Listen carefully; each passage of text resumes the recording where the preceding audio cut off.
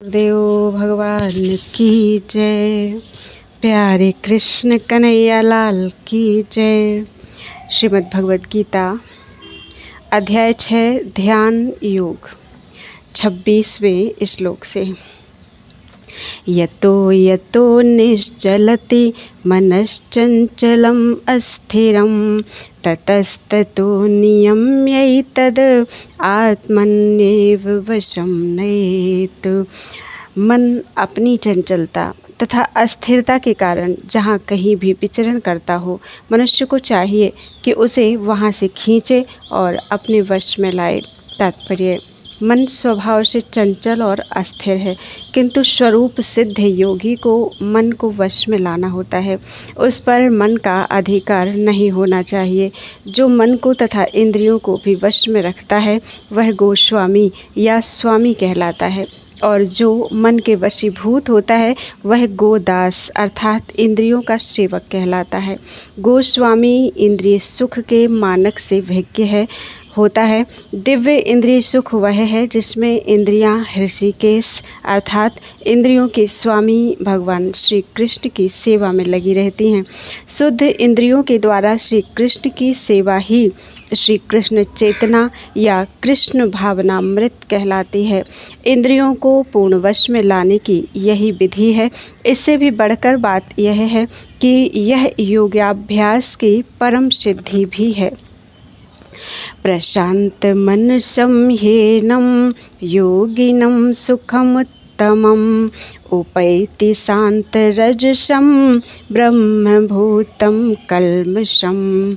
जिस योगी का मन मुझ में स्थिर रहता है वह निश्चय ही दिव्य सुख की सर्वोच्च सिद्धि प्राप्त करता है।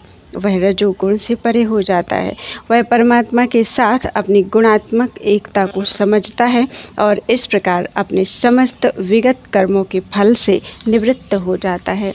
तात्पर्य: ब्रह्मभूत वह अवस्था है जिसमें भौतिक कल्मश से मुक्त होकर भगवान की दिव्य सेवा में स्थित हुआ जाता है। मद भक्तिम लभते पराम। जब तक मनुष्य का मन भगवान के चरण कमलों में स्थिर नहीं हो जाता तब तक कोई ब्रह्म रूप नहीं हो सकता। सा वै मनः कृष्ण पदारविंदयोः। भगवान की दिव्य प्रेमा भक्ति में निरंतर प्रवृत्त रहना या कृष्ण भावनामृत में रहना वस्तुतः रजोगुण तथा भौतिक कल्मश से मुक्त होना है। युञ्जन्नेवं सदात्मानं योगी विगत कल्मषः सुखेन ब्रह्म संस्पर्शम् अत्यंतं सुखमश्नुते। इस प्रकार योगाभ्यास में निरंतर लगा रहकर आत्मसंयमी योगी समस्त भौतिक कल्मश से मुक्त हो जाता है और भगवान की दिव्य प्रेमा भक्ति में परम सुख प्राप्त करता है। तात्पर्य: आत्म साक्षात्कार का अर्थ है भगवान के संबंध में अपनी स्वाभाविक स्थिति को जानना। जीव अर्थात आत्मा भगवान का अंश है और उसकी स्थिति भगवान की दिव्य सेवा करते रहना है। ब्रह्म के साथ यह दिव्य सान्निध्य ही ब्रह्म संस्पर्शम कहलाता है। सर्वभूतस्थमात्मानं सर्वभूतानि चात्मनि ईक्षते योगयुक्तात्मा सर्वत्र समदर्शनः। वास्तविक योगी समस्त जीवों में मुझको और मुझ में समस्त जीवों को देखता है। निस्संदेह स्वरूप सिद्ध व्यक्ति मुझ परमेश्वर को सर्वत्र देखता है। तात्पर्य: कृष्ण भावना भावित योगी पूर्ण दृष्टा होता है, क्योंकि वह परब्रह्म श्री कृष्ण को हर प्राणी के हृदय में परमात्मा रूप में स्थित देखता है। ईश्वरः सर्वभूतानां हृदयेषु अर्जुन तिष्ठति। अपने परमात्मा रूप में भगवान एक कुत्ते तथा एक ब्राह्मण दोनों के हृदय में स्थित होते हैं। पूर्ण योगी जानता है कि भगवान नित्य रूप में दिव्य हैं और कुत्ते या ब्राह्मण में स्थित होने से भी भौतिक रूप से प्रभावित नहीं होते। यही भगवान की परम निरपेक्षता है। यद्यपि जीवात्मा भी एक एक हृदय में विद्यमान है, किंतु वह एक साथ समस्त हृदयों में सर्वव्यापी नहीं है। आत्मा तथा परमात्मा का यही अंतर है। जो वास्तविक रूप से योगाभ्यास करने वाला नहीं है, वह इसे स्पष्ट रूप में नहीं देखता। एक कृष्ण भावना भावित व्यक्ति श्री कृष्ण को आस्तिक तथा नास्तिक दोनों में देख सकता है। स्मृति में इसकी पुष्टि इस प्रकार हुई है। आततत्वाच्च मातृत्वाच्च आत्मा ही परमो हरिः। भगवान सभी प्राणियों का स्रोत होने के कारण माता और पालनकर्ता के समान है। जिस प्रकार माता अपने समस्त पुत्रों के प्रति समभाव रखती है, उसी प्रकार परम पिता या माता भी रखता है। फलस्वरूप परमात्मा प्रत्येक जीव में निवास करता है। बाह्य रूप से भी प्रत्येक जीव भगवान की शक्ति भगवद शक्ति में स्थित है। जैसा कि 7वें अध्याय में बताया जाएगा, भगवान की 2 मुख्य शक्तियाँ हैं, परा तथा अपरा। जीव पराशक्ति का अंश होते हुए भी अपरा शक्ति से बद्ध है। जीव सदा ही भगवान की शक्ति में स्थित है। प्रत्येक जीव किसी न किसी प्रकार भगवान में ही स्थित रहता है। योगी समदर्शी है, क्योंकि वह देखता है कि सारे जीव अपने अपने कर्म फल के अनुसार विभिन्न स्थितियों में रहकर भगवान के दास होते हैं। अपराशक्ति में जीव भौतिक इंद्रियों का दास रहता है, जबकि पराशक्ति में वह साक्षात परमेश्वर का दास रहता है। इस प्रकार प्रत्येक अवस्था में जीव ईश्वर का दास है। कृष्ण भावना भावित व्यक्ति में यह समदृष्टि पूर्ण होती है। यो मां पश्यति सर्वत्र सर्वं च मयि पश्यति तस्याहं न प्रणश्यामि स च मे न प्रणश्यति। जो मुझे सर्वत्र देखता है और सब कुछ मुझ में देखता है, उसके लिए ना तो मैं कभी अदृश्य होता हूँ और ना वह मेरे लिए अदृश्य होता है। तात्पर्य: कृष्ण भावना भावित व्यक्ति भगवान श्री कृष्ण को सर्वत्र देखता है और सारी वस्तुओं को कृष्ण में देखता है।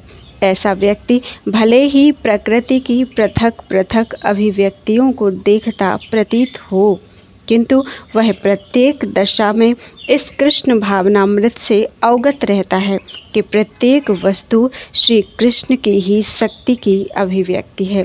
कृष्ण भावनामृत का मूल सिद्धांत ही यह है कि श्री कृष्ण के बिना कोई अस्तित्व नहीं है और श्री कृष्ण ही सर्वेश्वर हैं।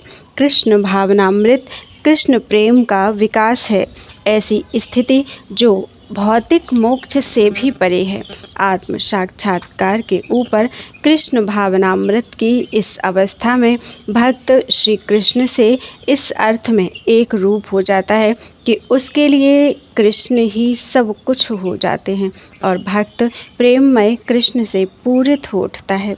तब भगवान तथा भक्त के बीच अंतरंग संबंध स्थापित हो जाता है।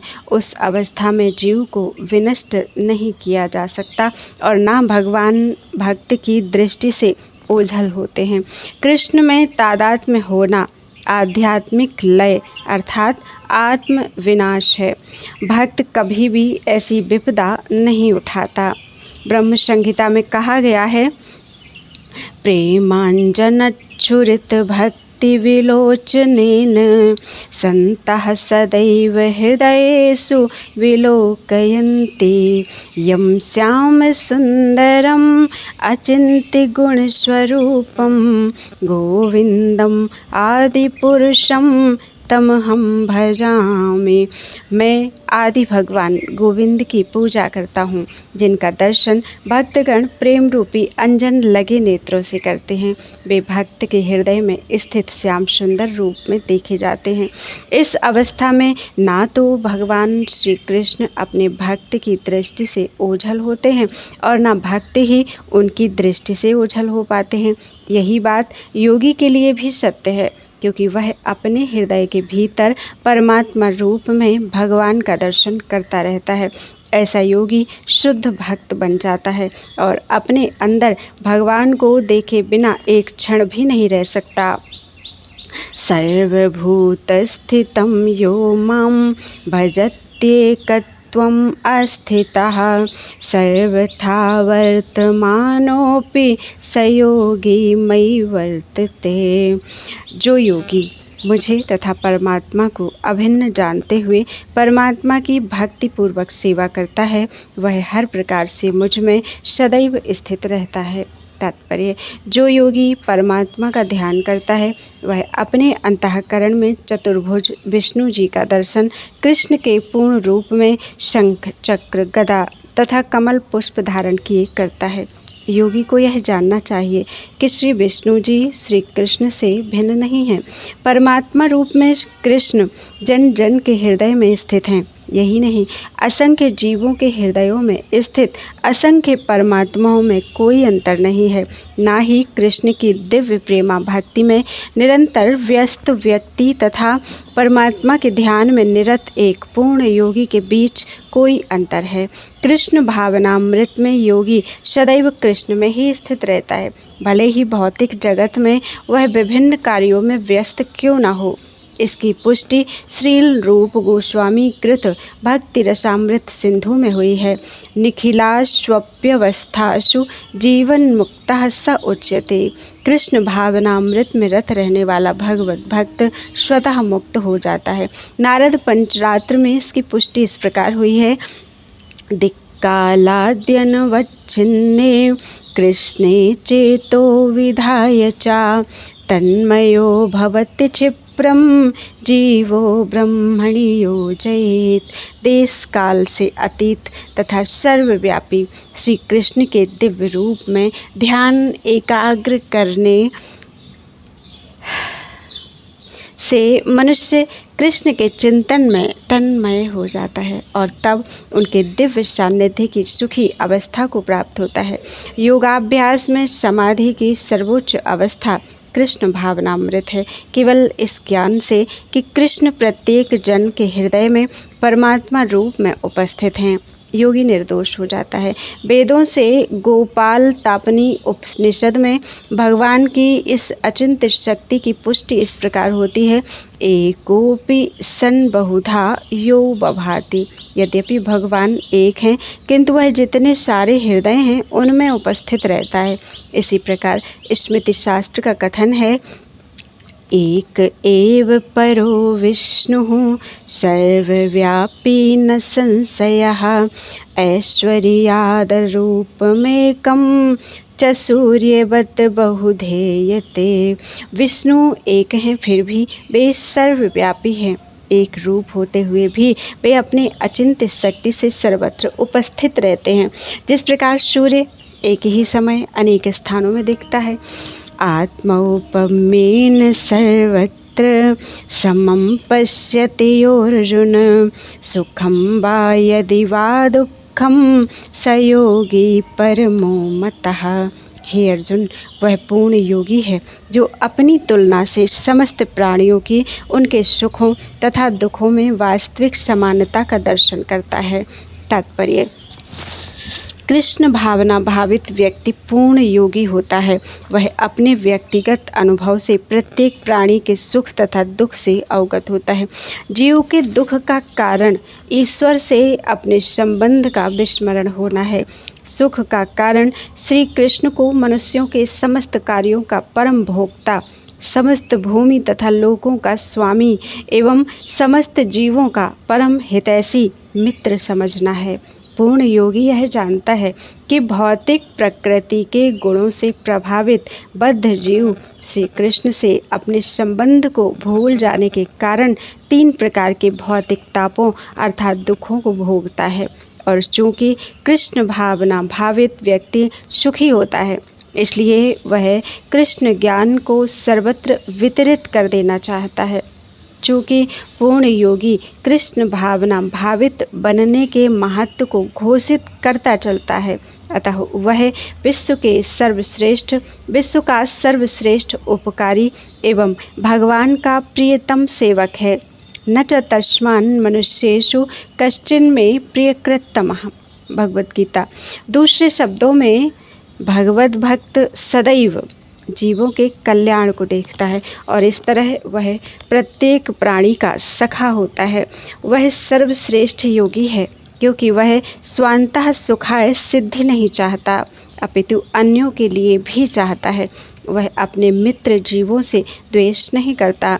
यही है वह अंतर जो एक भगवत भक्त तथा आत्मोन्नति में ही रुचि रखने वाले योगी में होता है। जो योगी पूर्ण रूप से ध्यान धरने के लिए एकांत स्थान में चला जाता है वह उतना पूर्ण नहीं होता जितना कि वह भक्त जो प्रत्येक व्यक्ति को कृष्ण भावना भावित बनाने का प्रयास करता रहता है। अर्जुन उवाच योऽयं योगस्त्वया प्रोक्तः साम्येन मधुसूदन एतस्याहं न पश्यामि चंचलत्वा स्थितिं स्थिराम। अर्जुन ने कहा, हे मधुसूदन, आपने जिस योग पद्धति का संक्षेप में वर्णन किया है वह मेरे लिए अव्यवहारिक तथा असहनीय है क्योंकि मन चंचल तथा अस्थिर है। तात्पर्य, भगवान श्री कृष्ण ने अर्जुन के लिए शुचौ देशे से लेकर योगी परमो मतः तक जिस योग पद्धति का वर्णन किया उसे अर्जुन अस्वीकार कर रहा है अपनी असमर्थता के कारण। उसे अर्जुन अपनी असमर्थता के कारण अस्वीकार कर रहा है। इस कलयुग में सामान्य व्यक्ति के लिए यह संभव नहीं है कि वह अपना घर छोड़कर किसी पर्वत या जंगल के एकांत स्थान में जाकर योगाभ्यास करे। आधुनिक युग की विशेषता है अल्पकालिक जीवन के लिए घोर संघर्ष। लोग सरल व्यवहारिक साधनों से भी आत्म साक्षात्कार के लिए उत्सुक या गंभीर नहीं हैं। तो फिर इस कठिन योग पद्धति के विषय में क्या कहा जा सकता है, जो जीवन शैली, आसन विधि, स्थान के चयन तथा भौतिक व्यस्तताओं से विरक्ति का नियमन करती है। व्यवहारिक व्यक्ति के रूप में अर्जुन ने सोचा कि इस योग पद्धति का पालन असंभव है। भले ही वह कई बातों में इस पद्धति पर खरा उतरता था। वह राजवंशी था, उसमें अनेक सद्गुण थे, वह महान योद्धा था, वह दीर्घायु था और सबसे बड़ी बात तो यह है कि वह भगवान श्री कृष्ण का घनिष्ठ मित्र था। 5000 वर्ष पूर्व अर्जुन को हमसे अधिक सुविधाएं प्राप्त थीं, तो भी उसने इस योग पद्धति को स्वीकार करने से मना कर दिया। वास्तव में इतिहास में ऐसा कोई प्रलेख प्राप्त नहीं है जिससे यह ज्ञात हो सके कि उसने कभी योगाभ्यास किया हो। अतः इस पद्धति को इस कलयुग के लिए सर्वथा दुष्कर समझना चाहिए। हाँ, कतिपय विरले व्यक्तियों के लिए यह पद्धति सुगम हो सकती है, किंतु सामान्य जनों के लिए यह असंभव प्रस्ताव है। यदि 5000 वर्ष पूर्व ऐसा था तो आधुनिक समय के लिए क्या कहना। जो लोग विभिन्न तथाकथित स्कूलों तथा समितियों के द्वारा इस योग पद्धति का अनुकरण कर रहे हैं, भले ही संतोषजनक प्रतीत हो, किंतु वे सचमुच अपना समय गंवा रहे हैं। वे अपने अभीष्ट लक्ष्य के प्रति सर्वथा अज्ञानी हैं। चंचलम हि मनः कृष्ण प्रमाथि बलवदृढ़ं तस्याहं निग्रहं मन्ये वायुरिव सुदुष्करम। हे कृष्ण, चूँकि मन चंचल, अस्थिर, उच्छृंखल, हठीला तथा अत्यंत बलवान है, अतः मुझे इससे बस में करना वायु को बस करने से भी अधिक कठिन लगता है। तात्पर्य, मन इतना बलवान तथा दुराग्रही है कि कभी कभी यह बुद्धि का उल्लंघन कर देता है, यद्यपि उसे बुद्धि के अधीन माना जाता है। इस व्यवहार जगत में जहाँ मनुष्य को अनेक विरोधी तत्वों से संघर्ष करना होता है, उसके लिए मन को वश में कर पाना अत्यंत कठिन हो जाता है।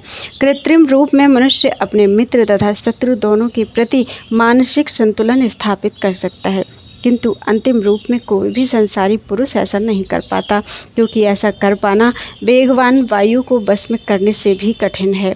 वैदिक साहित्य कठोपनिषद में कहा गया है, आत्मानं रथिनं विद्धि शरीरं रथमेव च। बुद्धिं तु सारथिं विद्धि मनः प्रग्रहमेव च। इन्द्रियाणि हयानाहुर्विषयास्तेषु गोचरान् आत्मेन्द्रियमनोयुक्तं भोक्तेत्याहुर्मनीषिणः। प्रत्येक व्यक्ति इस भौतिक शरीर रूपी रथ पर आरूढ़ है और बुद्धि इसका सारथी है, मन लगाम है तथा इंद्रियां घोड़े हैं। इस प्रकार मन तथा इंद्रियों की संगति से यह आत्मा सुख या दुख का भोगता है, ऐसा बड़े बड़े चिंतकों का कहना है। यद्यपि बुद्धि को मन नियंत्रण करना चाहिए, किंतु मन इतना प्रबल तथा हठी है कि इसे अपनी बुद्धि से भी जीत पाना कठिन हो जाता है। जिस प्रकार की अच्छी से अच्छी दवा द्वारा कभी कभी रोग वश में नहीं हो पाता, ऐसे प्रबल मन को योगाभ्यास द्वारा वश में किया जा सकता है, किंतु ऐसा अभ्यास कर पाना अर्जुन जैसे संसारी व्यक्ति के लिए कभी भी व्यवहारिक नहीं होता। तो फिर आधुनिक मनुष्य के संबंध में क्या कहा जाए? यहाँ पर प्रयुक्त उपमा अत्यंत उपयुक्त है। झंझावात को रोक पाना कठिन होता है और उच्छृंखल मन को रोक पाना तो और भी कठिन है। मन को बस में रखने का सरलतम उपाय जिसे भगवान चैतन्य ने सुझाया है यह है कि समस्त दैन्यता के साथ मोक्ष के लिए हरे कृष्ण महामंत्र का कीर्तन किया जाए। विधि यह है, सा वै मनः कृष्ण पदारविंदयोः। मनुष्य को चाहिए कि वह अपने मन को पूर्णतया कृष्ण में लगाए, तभी मन को विचलित करने के लिए अन्य व्यस्तताएं शेष नहीं रह जाती। श्री भगवान उवाच असंशयं महाबाहो मनो दुर्निग्रहं चलम् अभ्यासेन तु कौन्तेय वैराग्येण च गृह्यते।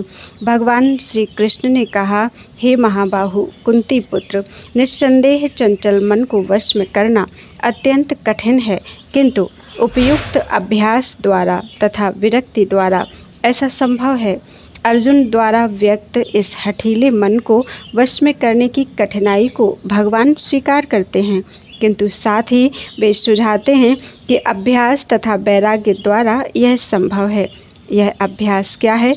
वर्तमान युग में तीर्थवास, परमात्मा का ध्यान, मन तथा इंद्रियों का निग्रह, ब्रह्मचर्य पालन, एकांतवास आदि कठोर विधि विधानों का पालन कर पाना संभव नहीं है, किंतु कृष्ण भावनामृत के अभ्यास से मनुष्य भगवान की नवधा भक्ति का आचरण करता है।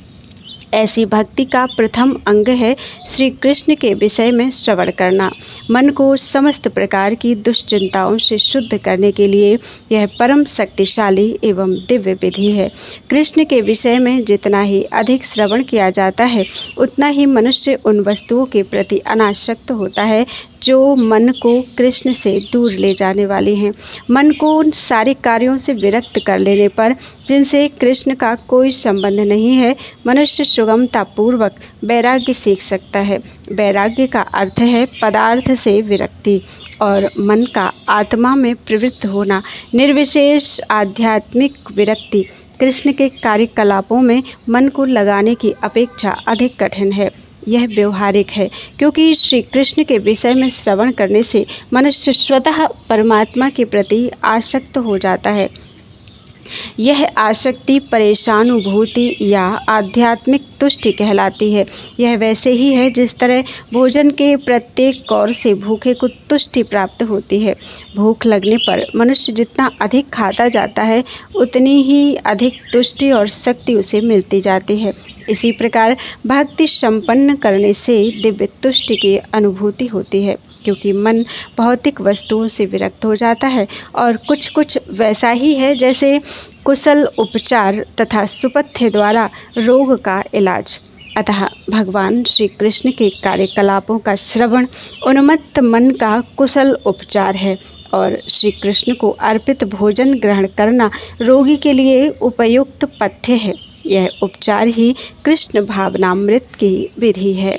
बोलो वृंदावन बिहारी लाल की जय।